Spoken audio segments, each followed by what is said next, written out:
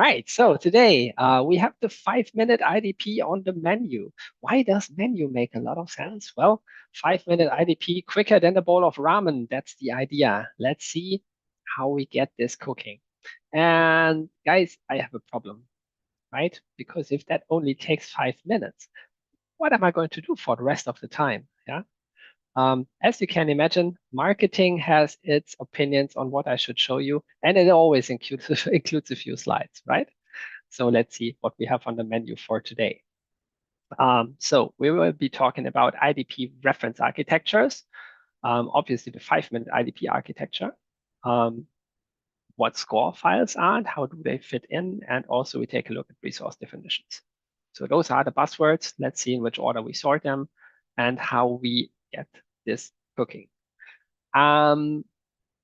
Yeah, first of all, I would say let's get an idea together. Why am I wearing exactly this shirt here and no other? So Humanitec, who are we and why do we do this?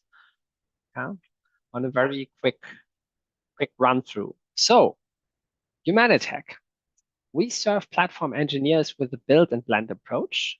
That's who we are. And that means usually you get into conversations with us if you are or if you want to build an IDP, an internal developer platform. And the I is important because the I says internal, and internal is by choice custom built to the requirements and the situation inside of your company. Now, you cannot acquire that from the market. That would be platform as a service or PaaS. That's not there. It needs to be custom built. But that doesn't mean you cannot acquire components from the market and blend it into the platform you're building. And that's exactly what we offer. So you see a lot of logos down here. We'll be mainly looking at two of them, which are also components of the 5-minute IDP, which is the orchestrator, the graph-based platform backend, and score, which is a platform agnostic workload specification, and as of last week, member of the CNCF sandbox. So we have a very opinionated way on how we get together with our prospects and customers and facilitate the way from nowhere to somewhere, nowhere being where you are right now, and somewhere being you on top of your first IDP. And that scales pretty well. And this number always is for me really astounding and also, yeah, keeping me honest, right? There are 200,000 platform engineers active in our communities, and the biggest one of them is platformengineering.org. As Maria has said, if you are not yet a member, go there, join. There are lots of good discussions, and always great to spend some time there. So that's who we are. Why do we do this? Because we are observing mainly this problem field here. When I talk to people about platforming, it always ends up in one or the other direction, depending on where they are originating from in the company. So on the one hand, we have the developers, which are usually having a problem with missing self-service and too much cognitive load. Yeah, they kind of fit into each other because if you are having not enough self-service and you need to be very precise in how and what you order, you first of all need to understand what you order there. And that leads to the fact that you need to always keep a lot of things in your head while thinking about the main problem of a developer, solving business problems. Obviously, if it's not self-serve, it's not automated, you have high waiting times, it's slow. And the fun part is, if you're coming from the other side of the organization, you're probably in the infrastructure and operations department, and they are on the receiving end of those tickets that the developers are creating, right? Somebody has to create those instances which are not self-servable, not automated. And because you're receiving the wishes of the developer already in a very opinionated format, aka configuration, those configurations tend to be insecure, lowly standardized, and need a lot of manual reviews. Yeah? So that's usually the problem field that we are looking at. So what are the value drivers in this situation? Well, from our perspective, platform engineering is a capable solution to the problem. And the main value drivers are automation, which is fielded by the champions of the developers, so to speak. Yeah. If you want to actually get rid of missing self-service, you first of all need to have something automated to the point where you can actually push a button to get it. On the flip side, the other side, the receiving end, so to speak, the in-front ops people, they have their own champions, which are the infrastructure platform engineers. The reason for that is they need to field the weapon of standardization.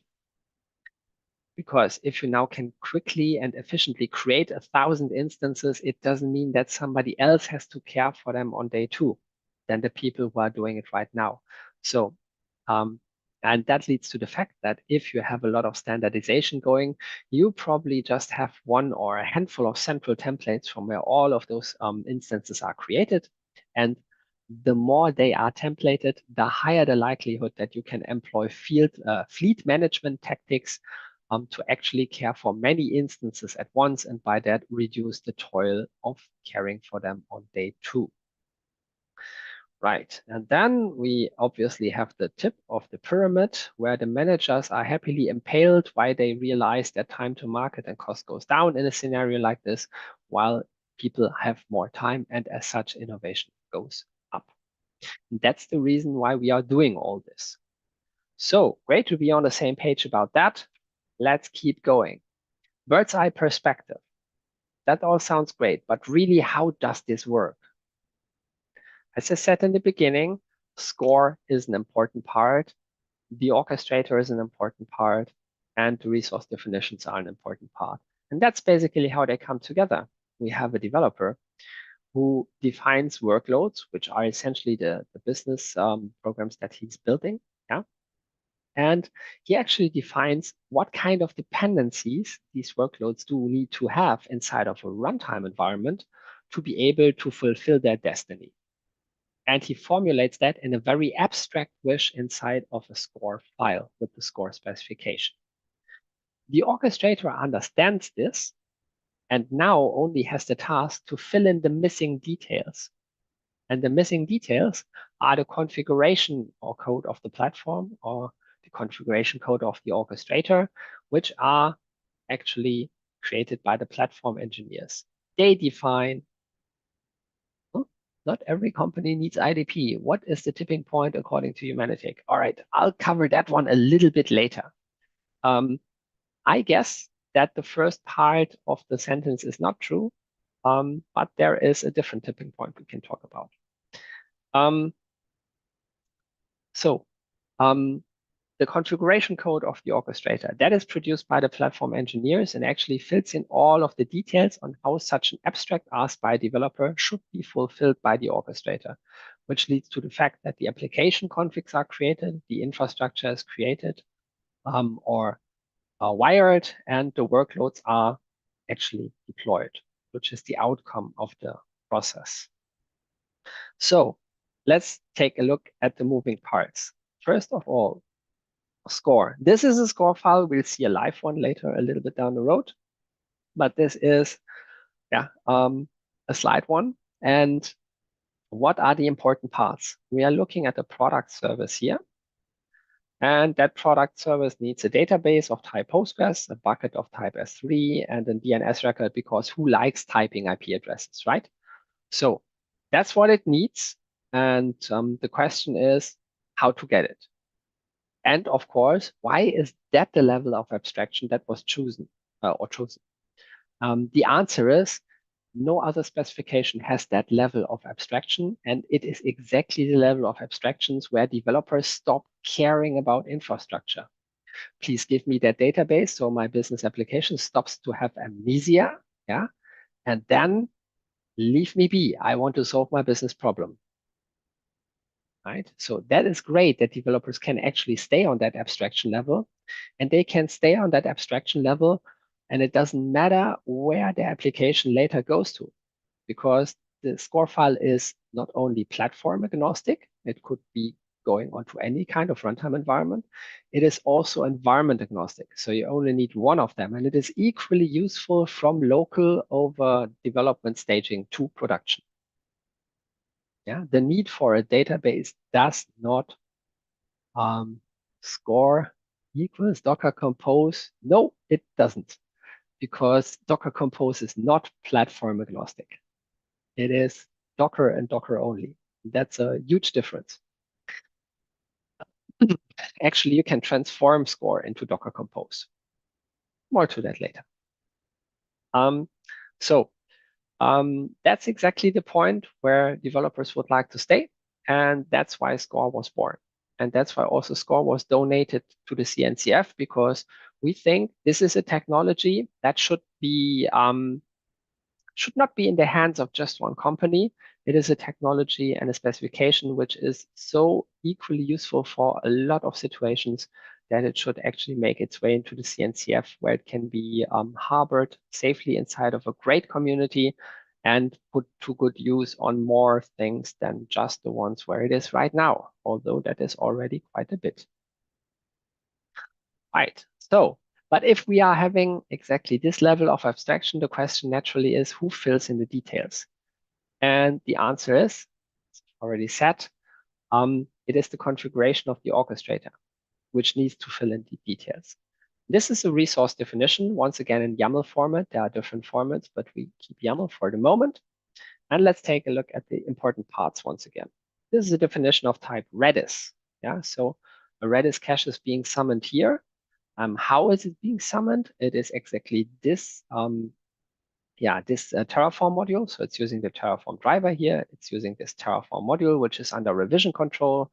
The point when exactly this definition is used is specified by the criteria. And in this case, if the environment type is staging. Yeah, so usually resources tend to take different shapes from development to production. In development, Redis might be just a container running next to your workload. In production, it might be a fully blown service like Elasticache on top of AWS, which is highly available, backup, geo-distributed, and whatnot. Yeah, and the orchestrator makes or takes care of that by allowing you to specify under which contexts, criteria, and circumstances what kind of definition should be used to fulfill that abstract asked by the developer. And that also explains why Score can be context agnostic, it can be environment agnostic, because that is actually mixed in later when it is relevant. All right, so how does that work? The orchestrator actually creates a resource graph from the Score file and the resource definitions. So we have the resource definitions down here. We have the abstract asked by the developer up here.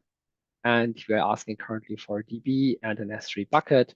That goes via CI to the orchestrator. It figures out what to do. Context is staging. Probably somebody did not just push a bit of code, but did put a tag on it and demarcates it as the next release candidate. And so it is actually being promoted as context staging. Now the orchestrator knows and can take care of that. So the resource graph is created, and then that resource graph is executed to be deployed. Executed means because it's an acyclic dependency graph, you can actually sort it in topological order and then process it sequentially while taking care of all of the dependencies inside of it. That's the reason why all infrastructure handling tools that I know of are actually graph-based, or they are object system-based, which is just fancy words for being graph-based. But what happens if the next iteration comes around, right? We are at deployment 99. So now developer has the great idea that there's nothing better than speed. So Redis cache comes along. Yeah, once again, through CI, orchestrator looks that up. Okay, in context staging, Redis, I use this definition, the one we have seen on the last slide, which leads to the fact that there is just one node that we need to add, which is the Redis cache. We need to reconfigure the workload. And then we are at deployment 100. We can execute that graph again and actually make the world in line with what we have as an image now. So this is basically how it works internally. And the question is, all right, you're talking all of the time about that central component and its capabilities. That's all nice and fine. But where does it live, right? Finally, a platform. So Humanitec has quite a few reference architectures out there, and they follow a very common design. If you go to platformengineering.org and take a look at the tooling landscape, that might look very, very close together. So I've brought along one for AWS. What you can see here is a full platform. You could go also to humanitec.com/reference architectures, get from there to the Git repo, which is somewhere hidden on GitHub, and actually get a fully terraformed version of that. Would be yours in about 30 minutes, depending on how cloudy the clouds are. And what you see here is boxes, which are capabilities, sorted into planes, which give direction. And all of those boxes actually enable you to play through end-to-end use cases.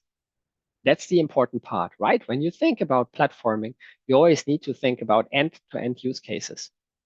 Because if you forget to optimize a part of the whole stream, then you're probably just optimizing locally and you're not removing the next bottleneck, which leads to the fact that the work is just stopping at a different point.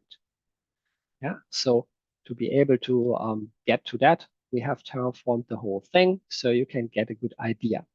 Incidentally, this is also the minimum set of capabilities that we have observed in every platforming attempt that we have ever been part of. So you will most probably be able to build a platform that has a lot more boxes, but probably not with a lot less boxes. Yeah, so that means CI pipeline, important. GitHub Actions, not so important at all. You could switch that out for Jenkins. It would still fulfill the capability of a CI pipeline, right? That's how these reference architectures work. They solve the empty page problem, and they also solve the problem of having a common understanding on how to quickly create a platform and how to iterate on it to get to a production-ready and production-grade platform. All right, that's all great, right? But 5 minutes? You just said it's going to take us 30 minutes to create that. How is that going to fit together? Well, for the people who really want to very, very quickly see how that is actually working and experience it, we have built the 5-minute IDP. So speed is what we need, right? So 5 minutes, how is that going to work? Well, the 5-minute IDP architecture is a little bit more simple. Actually, it's your computer and the cloud, right? And then we have on the top at the cloud side, the Humanitec Orchestrator in SaaS mode. And at the bottom, you have your local Docker daemon. Yeah, if it's Docker or whatever else, I don't care. It needs to be able to run OCI compliant images. And then that will actually create a kind cluster. So Humanitec has a deployment target. So if you want to deploy a workload, now how to do that? There's a problem. Up here is the cloud. Down here is your computer. Usually that ends right here and some kind of firewall in between. And the solution to that problem is something that we also use in production grade systems. So we do not need to expose the endpoints of Kubernetes clusters anywhere where it would not be nice to have them. So we have something called an agent that we basically let run on top of your Docker daemon as well. And that opens up a secure communication channel to the orchestrator, which is sitting in the internet. And all out of a sudden, the orchestrator can reach your Kubernetes cluster and by that, deploy the thing. And that's what makes it work. Okay, so let's see, 5 minutes if I can do this. And I am in my project directory. I'm going to change into my 5-minute session directory. Yeah. And as you can see, I'm just pre-populating a few environment variables. Whoops. Okay. Never seen that one. Okay, so that's part of the file. Or that's the file. That is my .envarc. Try to write the Terraform code for all of the components in 5 minutes. Wait a moment. I could try that, and probably with ChatGPT's help, I could even do something like this, but it would end up in disaster. It's way better to take the prepared resource packs that we have on besides the reference architectures as well. You can find them also on GitHub. They are open source, free for the taking, and they give you an opinionated way to have your first resource definitions and behind that the corresponding Terraform code. So you can get to most common things very quickly without me trying to hit new typing rate records. Okay, so that's what's inside of my environment. That's really not that interesting. That's everything that is prepared. Apart from that, this is literally empty. So no cheating, no cheating allowed. Okay, so I'm just searching for 5-minute IDP. And what I find immediately in Google is getting started, the 5-minute IDP. And this is the tutorial that you can actually find as quickly as I and work on. And I'm literally going to use that, just that. Yeah, so I'm going to use the copy buttons here, put that over here and see where that takes me. So first of all, I need to authorize my CLI that talks to the orchestrator. Great, that is done. And Humanitec org is already exported. That's in my env.rc file. And now I need to execute this docker run command. Paste. Coming straight from the web. I hope that it's just you not seeing the shared screen, Pio. Can somebody else confirm that the shared screen is showing? Yes, Please? it is wrong. It is wrong. My heart. Okay, cool. So what happened in the background while I was close to getting a heart attack is that this docker run command did execute. And what I'm doing here is I'm actually piping in the token that I just authenticated with HumCTL before. So that is now part of my, my Docker container. So I can directly talk to the orchestrator. Yeah. And it's already started down here. Let's see. Once again, no cheating allowed. So here is my Docker daemon dashboard. There's just a 5-minute IDP running, nothing else. Confirm that here, nothing else. Okay, cool. So now what I need to do, according to this, is 0 install. Okay. So paste that in here. Now a kind cluster is starting.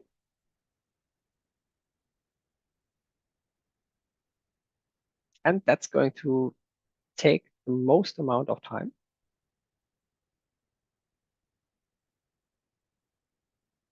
While I'm waiting with you on the kind cluster.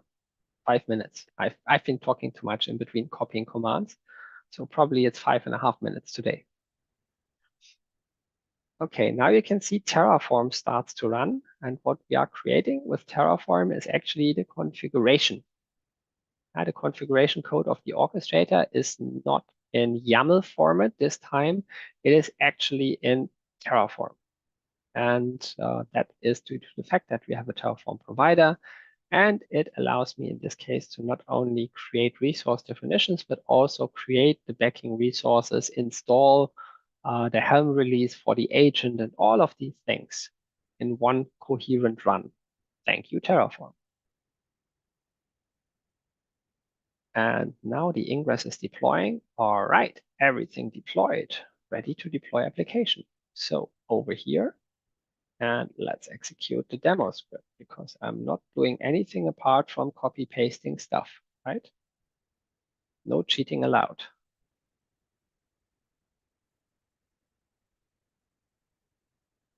All right. It says, okay, what you've seen here is actually the logs from the deployment stream that the orchestrator did output. And now I'm basically curling until that resource is available. So in the background, that thing is actually fetching an image, deploying that. And now you can see that is available to me right here. So this is an application talking to PostgreSQL 15.7 on this host, deployed with Score. Right, I think that was 5 minutes. But if we are that far, yeah, let's see what we have done in the background. So app.humanitec.io, let me go to my own tenant, which is clear code. And there you can see 5-minute IDP CLEF. I go back to the application CLEF. That sounds about right. And if I go in here, I can see that was deployed, the Hello World module. I can see the route in here, which is the one that we called out to over here. Okay, great. So what else can I see here? I can see into the container. I can see the last log output here. I can see the variables which are set as part of the runtime environment of the container. And I can see that, for example, the database name, host, password, port, and username, they are all in replacer format and they are coming from externals DB. Externals means external to this workload, but still part of the pod, so to speak, in Kubernetes speak, which means that there is DB, which is the Postgres database, and this is exactly where those variables are coming from, which are being put into the environment so that the application can directly connect. Right? So that's what we actually created, and now you've seen a little bit of the portal of the orchestrator as well. But let me show you one more thing. And for that, I actually need to have a second tab because I want to talk now directly to the orchestrator. So, and I want to open a browser. And for that, I need to be outside of the Docker container. So I'm going to take yamctl and I'm going to ask for resources graph. -I means please open it up directly. I need to give it the application name. And I definitely don't have that one at the top of my mind. So let's copy paste it. And I need to give it the environment, which is development in this case. And it says organization is required. That's completely right because I am currently not in my 5-minute session directory. There's nothing pre-populating my environment. Because of that, I have to set the organization. Correct. So now that what you see here is actually the resource graph, which was created by the orchestrator and then deployed. You can see the hello world workload here, which is leading to the container. We have the route, which is leading to the fact that I can access that thing under the local host. We have the DNS entry, which is not really a DNS entry, but still there, right? We have the Postgres database. And interestingly enough, we also have an ingress and a TLS certificate. Why? Well, we're deploying to Kubernetes. Somehow that needs to be exposed, right? And if I take a look at that, I can't see a log here. And the reason for that is obviously on local host, I'm using a snake oil certificate, which is not safe, which is not secure. And I'm accessing this over port 80, which is not HTTPS. So that is not being used. But if I would use SSL connection, then even that would lead to be a self-signed certificate. And all from the fact that I've asked for a DNS record, because the orchestrator basically fills in what is needed according to the configuration. And while I was wearing my platform engineer's hat, I said to myself, well, just having a DNS record doesn't make any sense, right? It needs to point somewhere. It needs to point to an ingress or to a load balancer, which is in front of an ingress. The ingress needs to have the right configuration to call out to my service. And while we add it, why not make it secure? Right? And all of that is then part of the resource graph. And because of that, manifesting in reality. Although while I was wearing my developer hat, it never asked for it. So am I cheating? No, I'm not, because I can cap the score file. Yeah. And as you can see, there is just a DNS type DNS. Here's the route, but there's nothing more, right? DB type Postgres. That's where that is coming from. Those are the variables that you've seen in the container and the orchestrator's UI. This is where the image is actually coming from. Sample score app. That's it. All right. I think I've explained quite a bit about what you have seen. Let's take a quick step back and go to the point where I can say, what haven't you seen? If you remember back the image of the whole platform, obviously that was having quite a bit more, right? You started on a version control repository, and you also had a CI pipeline. All of that is not happening here, right? We're just simulating those parts. But it is the quickest way to actually work with our orchestrator against an actual Kubernetes cluster to see what you need to know and what you don't need to know. Right? I don't need to know a single bit about Kubernetes to write this score file. And I can most probably learn to write such a score file in, I don't know, 20 to 30 minutes. Yeah. So that actually enables me as a developer to deploy to a runtime environment I do not know a lot about very quickly. Yeah. And that is the power. And it also tells me, like, if I would now change the deployment target, and I could do so by just working on the matching criteria. Yeah. Let's show you how that is coming together. Our application over here is called 5min IDP CLEF. So if I go to the resource management where I can see all of the resources, I can take a look at Kubernetes cluster. And there's the 5-minute IDP CLEF K8s cluster. And if I look into that, I can see, hey, it's actually being used by an application. Great. But why? Well, I can see that in the matching criteria. If the application ID is 5-minute IDP CLEF, which it is, then it should use this definition. Yeah. So if I would take a little bit of a different criterion here, which is matching probably to the development environment, instead of matching to the application ID, it would still go to this cluster. But then I could have a different definition, which is matching on the ID, and then is going to probably also match on the environment type of, let's say, staging. And then as soon as I deploy this application to staging, it's going to a different cluster.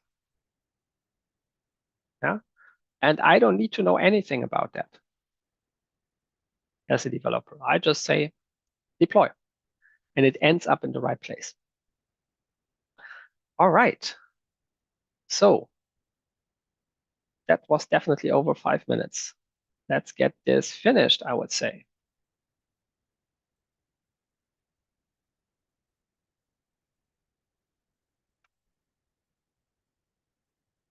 So let's take a look. What have we touched today?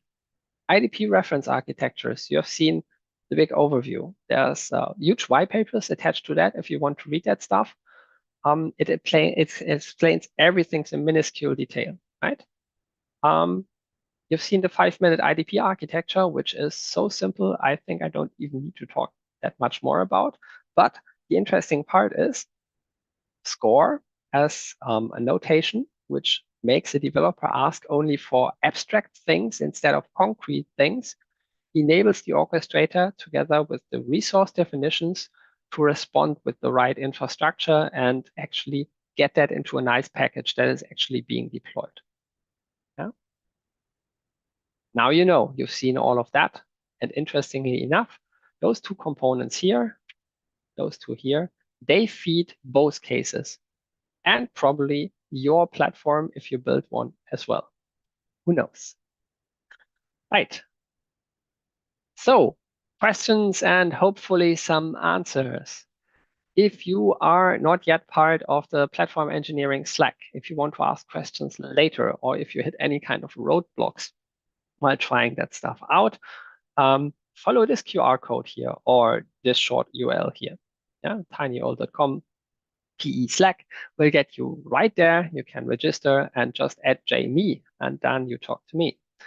Or you can take this QR code over here and get to the tutorial of the 5-minute IDP, where you can replay what I have done today. All right. So let's see. There was one question that I didn't answer on the fly, and that was fact. Not every company needs IDP. What is the tipping point according to Humanitec? Um, I would not call it a fact that not every company needs an IDP. I would call it a fact that every company needs an IDP. Actually, every company probably has an IDP. Yeah, it depends on how you actually shape the definition of what an IDP is, right? Um, and if you follow the pretty standard definition, it's a combination of tools, processes, and technology brought into a compelling product that helps application teams to deploy applications faster, more efficient, with higher quality, and in higher autonomy. That is the pretty standard industry definition of what an IDP is. And by definition of that, most probably almost any company out there already has one, because there is a set of technology, tooling, and processes that helps people achieve that. Yeah, although we might have professionalized that a lot more, yeah, and we might have different ideas on how to shape an IDP and how to motivate yeah, the combination of the components of an IDP to play nicer together by platform orchestration, for example. Yeah? That then changes the game. But the question is there a tipping point for that? Where do you need to change the game? And the answer is pretty simple. As soon as it gets hard to get all of the developers in one room where you can still shout at them all at once, you probably need something that helps with collaboration and coordination.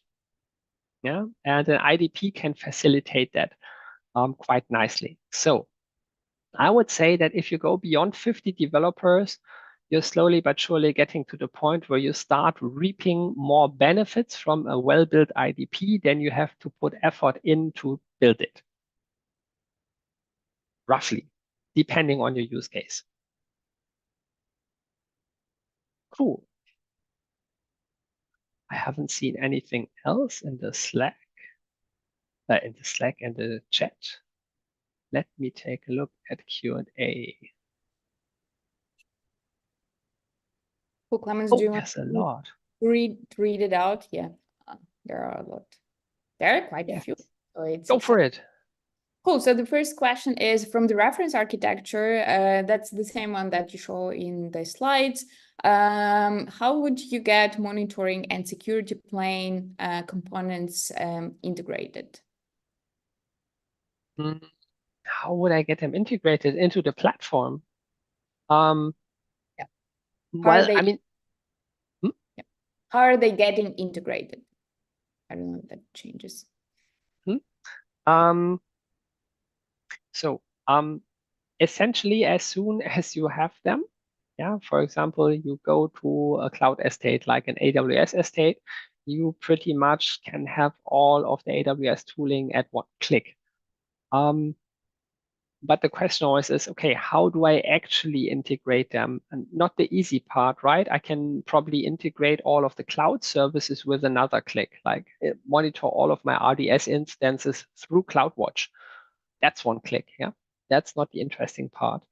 The interesting part is how do I get all of my deployed workloads, so the stuff that my developers are working on, integrated into the observability tooling of the platform.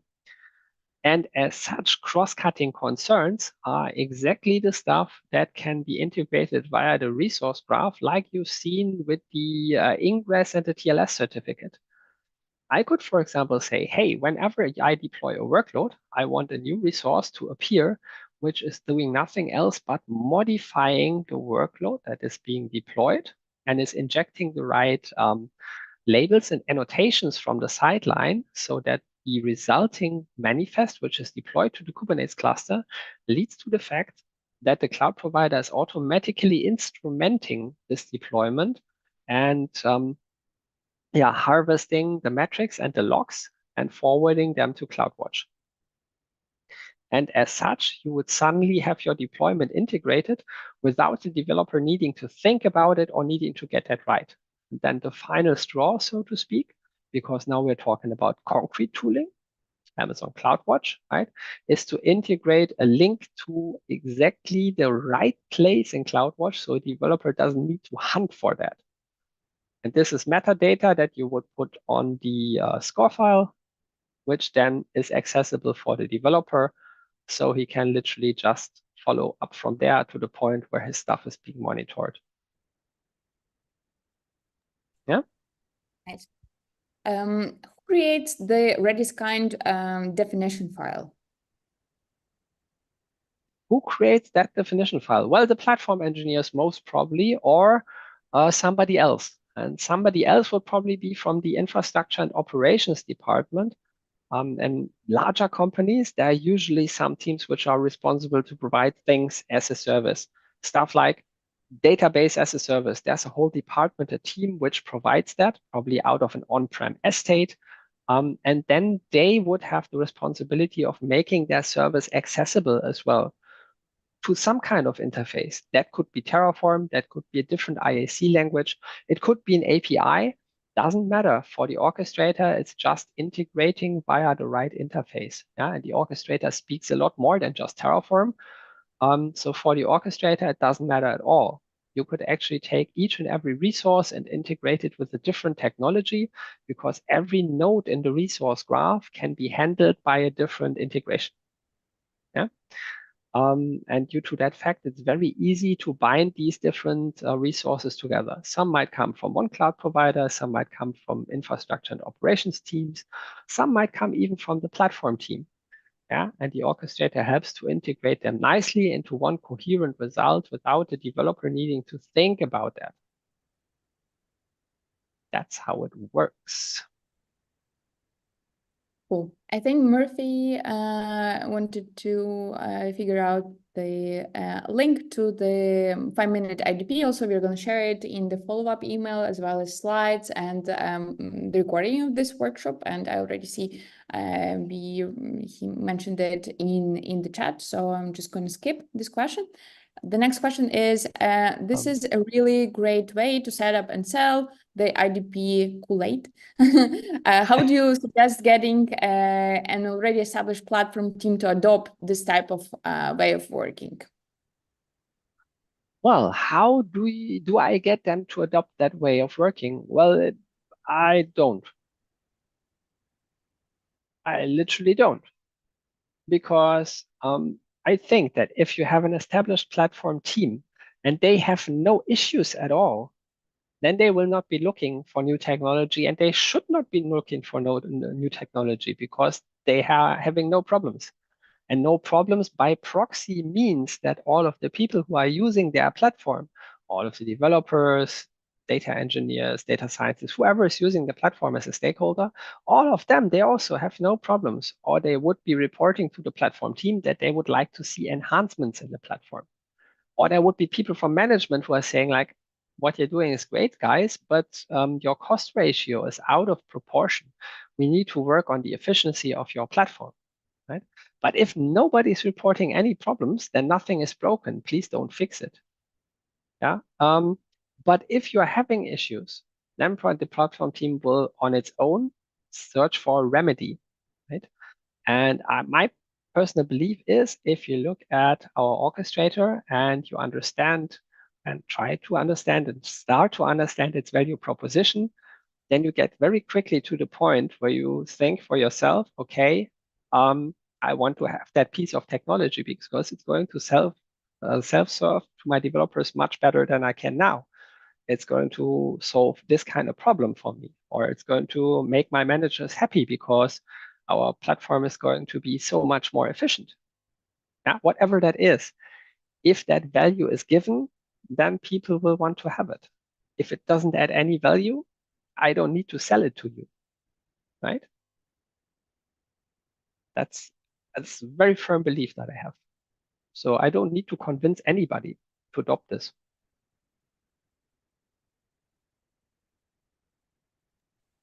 Nice.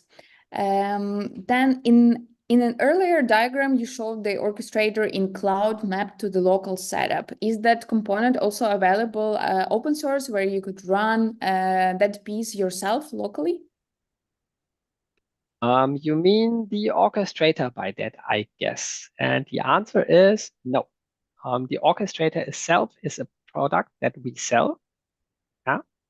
Everything else is available as open source. You could actually hunt for a different platform orchestrator, which is able to fulfill the same, has the same capabilities as our orchestrator, and try to swap them out. Then you would have an open source solution. But the orchestrator that Humanitec provides is a product.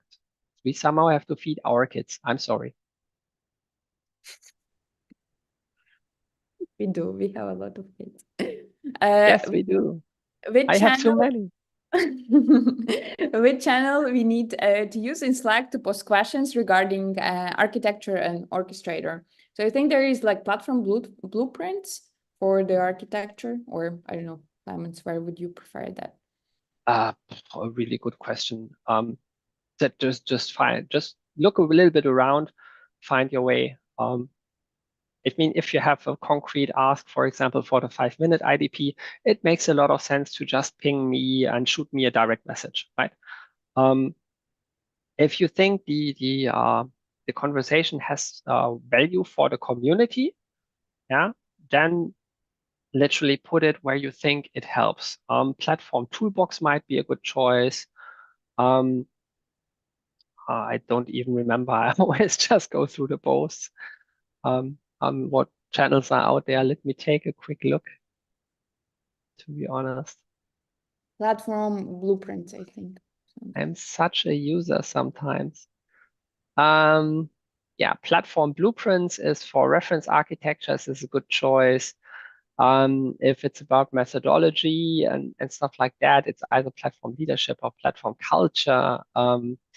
Platform Toolbox is good for technology, but for specific stuff, we also have security or Terraform.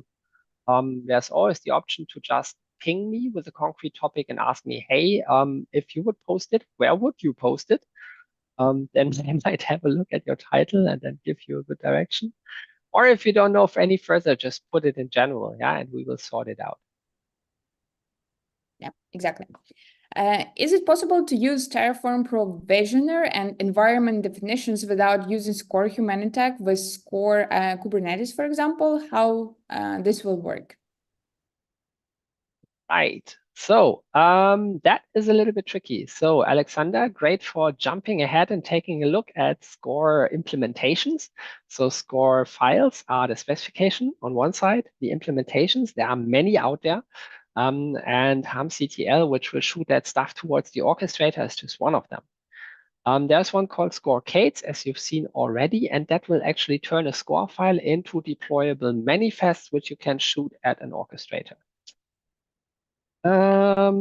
Right. Let's take a look at how quick I am. So just go into somewhere, make a new directory, test. Test. Okay, so there's nothing in here. We are good. No cheating allowed, right? Score case init. So that has now created a new state directory, a default provisioners file, and an initial score file. So now I have a score YAML. Why the hell is my butt broken? Butt is normally a replacement for cut, which looks just way nicer. So score.yaml, that's how it's looking. There's not a lot here, right? Okay, and we have score cates, that directory. And you can take a look at Zizi. Oh no, let's do this differently. Let's start an editor because I know that default provisioner is going to be long. And if you look in here, you will see that there are provisioners which can provide you in the same way as the orchestrator does with resources. But this is obviously, as this is going to a Kubernetes cluster where we have no control about the surroundings, not drawing on anything complicated. It will actually most of the time just render out a container. So let's take a look at Redis, for example. Yeah, so this is the default provisioner for Redis, which comes along. It will actually output a service. and this manifest here. So secret, it will actually render a stateful set, which is then in the end, where is it? Running a Redis Alpine container.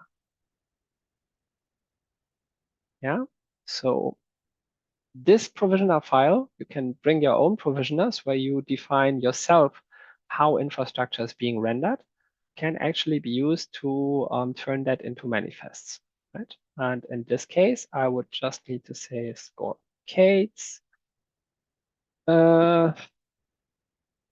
I know everything by heart, always score Kates, and we want to actually generate from here, and we want to take score YAML.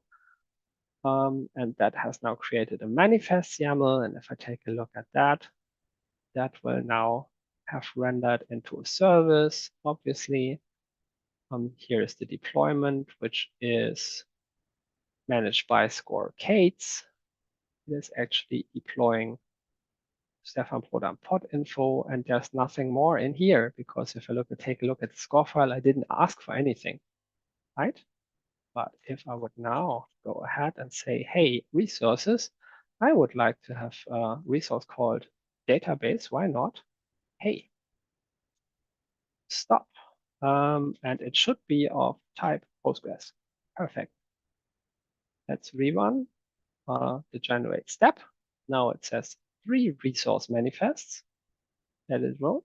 And if I take a look at that here, it will now render Postgres container in here. Yeah, that's basically how it works. And if I would have a K8s cluster up and running, actually, cube cuddle get nodes. Let's see. Okay, and I'm actually from my environment put against a cluster in GCP right now that I cannot reach because I de-authenticated my G-Cloud utility, so it can't log in my kubectl. And that means I cannot deploy this right now without starting a new cluster. Or I can just reuse the kind cluster that is running in the background. Kind get clusters. Yeah, get cluster. I think it's called 5-minute IDP.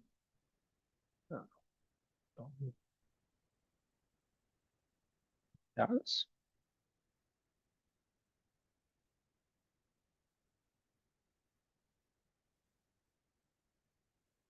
Hmm.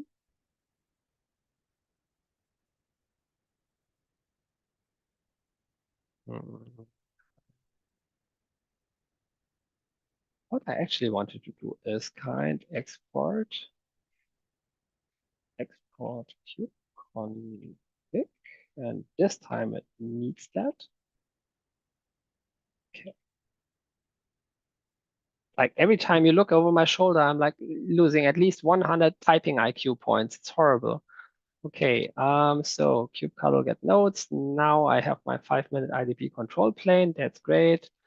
Namespaces. Let's do a kubectl create namespace,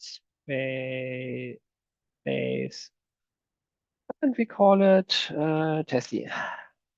Okay, let's focus testy, so I don't need more typing IQ, and do a kubectl apply -f manifest.yaml, and the kubectl get all. Okay, now you see there are containers creating for Postgres and for those. Okay, that one is up and running. And my only problem is now, obviously, there's a service, but I have no ingress definition in front of that, right? So let's see. Do I?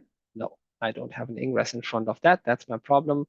So the only thing I can do now is I can actually do a kubectl.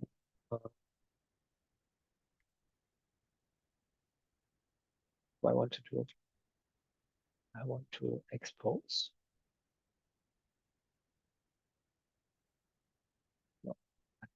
was it?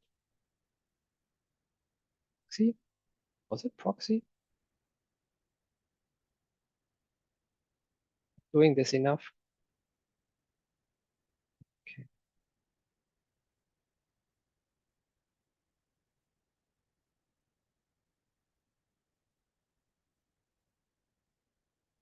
Ah, port forward. That was the one I was looking for. And I wanted to port forward. Yeah, what did I want to port forward?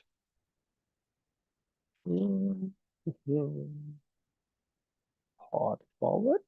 I want to forward the example service on port 8080 to port 8080 local. Why not?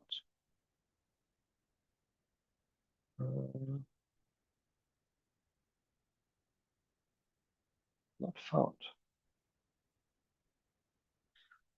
Namespace, what was it? Tested, right? Hello?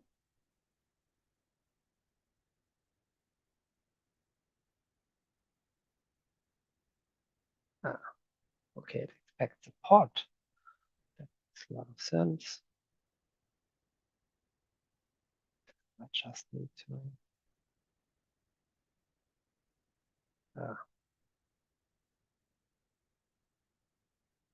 build by notation, right?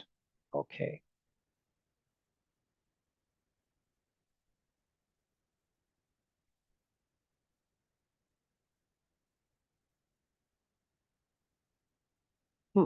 Connection refused. Okay, you get the idea. Connection refused. Okay, so that was trying to hit the port, but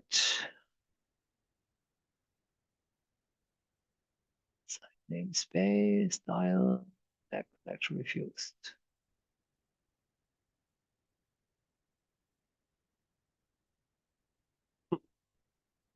Okay, I'd have to fix my port forward, but you get the idea. This is how I could reach it and then hopefully show you that the deployment is working. Or was that just the thing bugging out on me? No, it's consistently dying. And the reason might be that when I fix the syntax, I should probably put in the service here.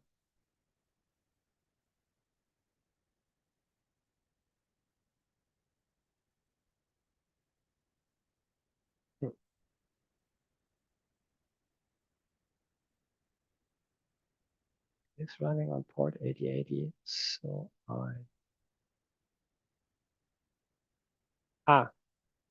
okay. I know what the problem is, but I'm not going to fix it. Sorry for that, guys. No worries. I think it's time to let everyone go, and also you, Clemens, as well, to have some dinner with your family. But thank you so much to everyone who joined us today. We're going to send over slides, recording, and also that page that we talked about before, building an internal developer platform in 5 minutes so that you can go and test it yourself if it works for you. And yeah, hope you enjoyed the workshop today. If you have any other questions for Clemens, just pop into Platform Engineering Slack channel and reach out either directly or post on one of the channels. But with that, thank you so much for joining.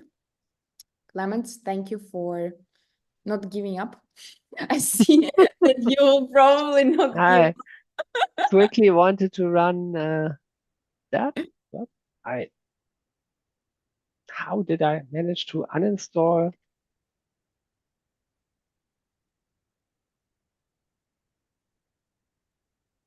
How did I manage to deinstall Docker Compose? This is like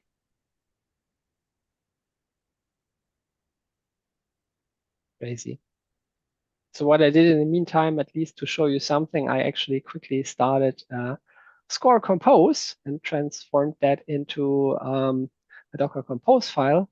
because I know that is not going to be hidden behind a double jump through my Docker VM into the kind cluster. And as you can see, there is testy. It's starting here, and that means I most probably can now refresh that.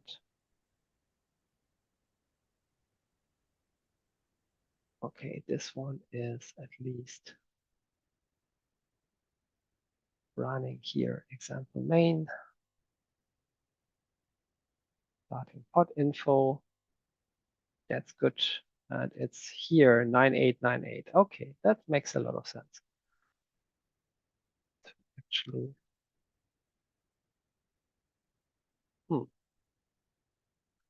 today is not my day. So it's running at 9898, but it's not answering at 9898. But as you can see, it's not reporting anything bad here. At least it's up in my Docker daemon. And I learn I can be very spontaneous, but not too spontaneous in my life. Hopefully you had fun. I had fun hacking away a little bit in the end. Let's see. Next time I'm going to fix my outputs, and then you can even see the outputs. Great. We will try to do that.